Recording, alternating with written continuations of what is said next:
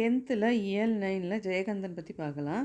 ஜெயகாந்த், விஜயகாந்த் 2 ரைமிங்காக இருக்கிறதால நான் ஷார்ட்கட்டுக்காக விஜயகாந்த் எடுத்திருக்கேன்.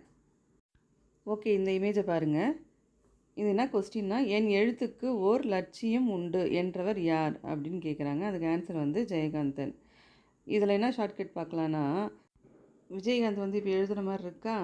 இப்போ இந்த இமேஜ் பாருங்கள். அவர் வந்து ஒரு கை தூக்கிட்டு இருக்கார். எனக்கு ஒரு லட்சியம் இருக்குது அப்படின்னு சொல்லிட்டு காட்டுறாரு. இந்த இமேஜும் பாருங்கள், அப்படியே ஸ்ட்ராங்காக காட்டுறாரு. அப்போ என்ன சொல்கிறாரு, எனக்கு ஒரு லட்சியம் இருக்குது அப்படின்னு சொல்கிறாரு. லட்சியம்னாலே நம்ம விஜயகாந்த் ஞாபகம் வந்துடணும், ஜெயகாந்த் ஞாபகம் வந்துடணும். இன்னொரு ஷார்ட்கட் சொல்கிறேன் பாருங்கள்.